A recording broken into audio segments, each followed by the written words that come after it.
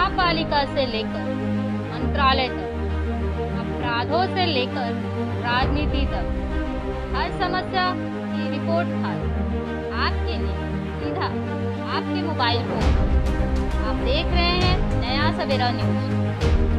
एकांकिका स्पर्धा झाल्या ज्याच्यात 18 संघांनी भाग घेतला होता, 5 अंतिमला आल्या आणि त्यातून उत्कृष्ट 3 निवडल्या गेल्या। तुम्ही विचार करा, एखाद्या संस्थेतून एकांकिका स्पर्धेसाठी फक्त संस्थांतर्गत जर 18 ग्रुप्स तयार होत असतील तर संस्थेची स्ट्रेंथ किती आहे।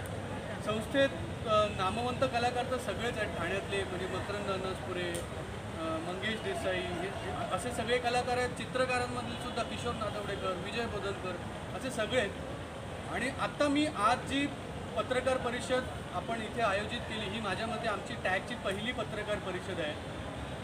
तरीसुद्धा आजच्या या पत्रकार परिषदेची जी मूळ घोषणा करायची त्याच्याकडे मी आता वळतो। आपल्या ठाण्यातून एक खूप मोठा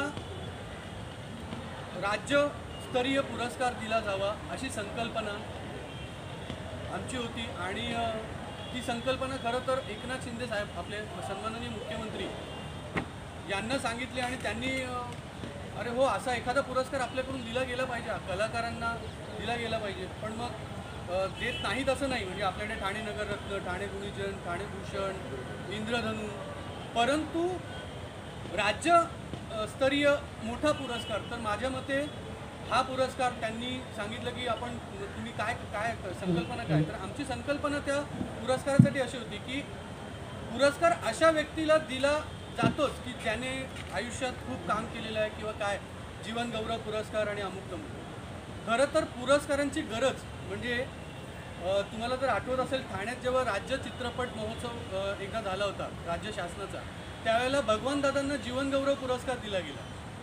त्या जीवनगौरव पुरस्काराचं ज्यावेळेला त्यांच्याकडे ती थैली दिली गेली त्यावेळेला त्यांनी अत्यंत इमोशनल उद्गार काढले होते की ही ज्या वेळेत मिळायला हवी होती त्या वेळेत मिळाली असती तर खूप कामाला आली। तर आपण जे पुरस्कार देतो ते त्याच वेळेला मिळाले पाहिजेत की ज्या वेळेला त्या पुरस्कारांना ती उर्मी पण मिळेल आणि त्या पुरस्कारांमुळे इतरांना काहीतरी मदत करण्याची। तर त्या दृष्टीने आम्ही हा पुरस्कार कलागंध हे या पुरस्काराचं पहिलं वर्ष असणार आहे। हा दरवर्षी पुरस्कार दिला जाणार आहे। हा तरुण आणि उद्यमी कलाकारांना दिला जाणार आहे।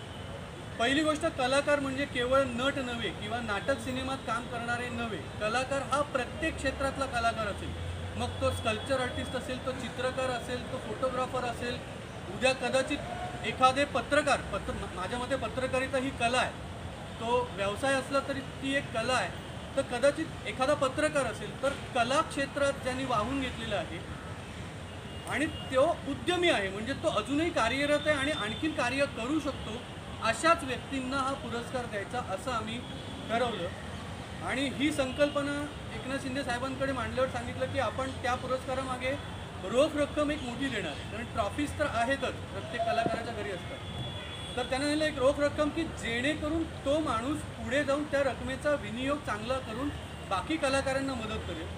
तर आम्ही सांगितलं की आम्ही 50,000 रुपये इतकी रक्कम ठेवणार आहोत। तर साहेब म्हणाले की नाही विजू, तुम्ही नाटक बसवतात जेव्हा एखादं, त्यावेळेला नाटक बसवायला सुद्धा तुम्हाला सहज 2 ते 2.5 लाख रुपये खर्च येतो एका नाटकाला, पण मग तुमच्या 50,000 पुरस्कारात जर तुमचा उद्देश हा असेल तो पुढे जावा तर तो तिथपर्यंत देऊ नका।